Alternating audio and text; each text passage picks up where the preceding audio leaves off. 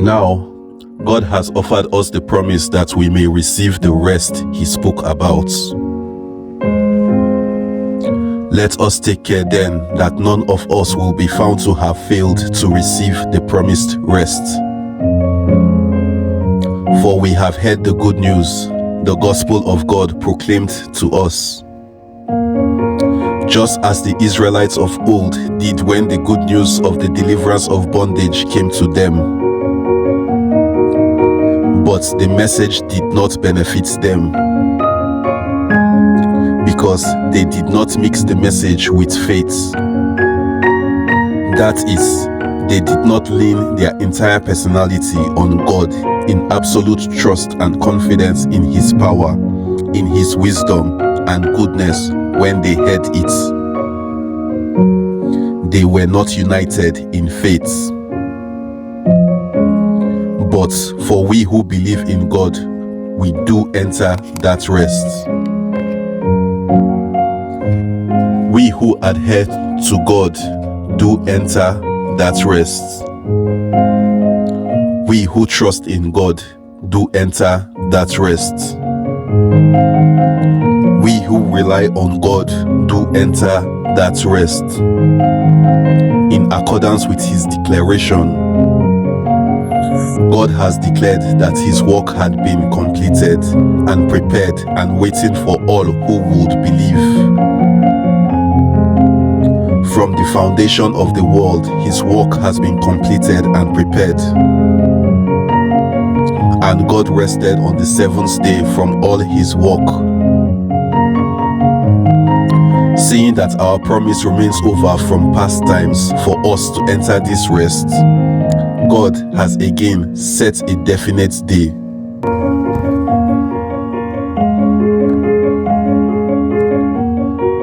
A new day. Today.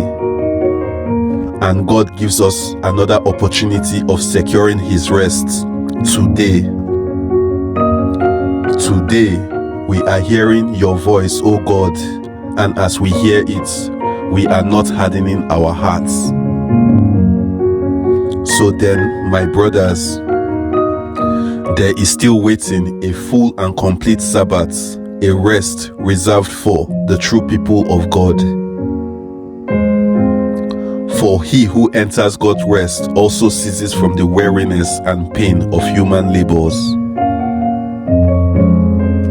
Just as God rested from those labors peculiarly His own. Let us therefore be zealous and exert ourselves and strive diligently to enter that rest of God, to know and experience it for ourselves, that no one may fall or perish by the same kind of unbelief and disobedience into which those in the wilderness fell. For the word of God is alive. The word that God speaks is alive and full of power.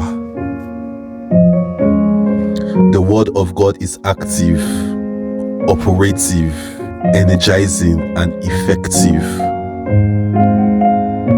The word of God is sharper than any two-edged sword, penetrating to the dividing line of the breath of life, the soul, and the immortal spirits, and of joints and marrow of the deepest parts of our nature. The word of God exposes and analyzes and judges the very thoughts and purpose of our hearts. And not a creature exists that is concealed from God's sight, but all things are opened and exposed, naked and defenseless to the eyes of Him. and it is him that we must all give an account of ourselves. Let us then hold firmly to our confession of faith in Jesus, the Son of God.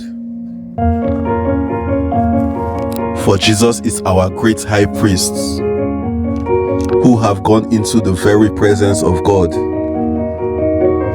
We have a high priest who is able to understand and sympathize and to have a shared feeling with our weaknesses and infirmities and liabilities to the assaults of temptations. Jesus has been tempted in every aspect as we are, yet without sinning. Let us then fearlessly and confidently and boldly draw near to the throne of grace, the throne of God's unmerited favor to us sinners, that we may receive mercy for our failures, that we may find grace to help in good time for every need, that we may have appropriate help, that we may have well-timed help coming just when we need it.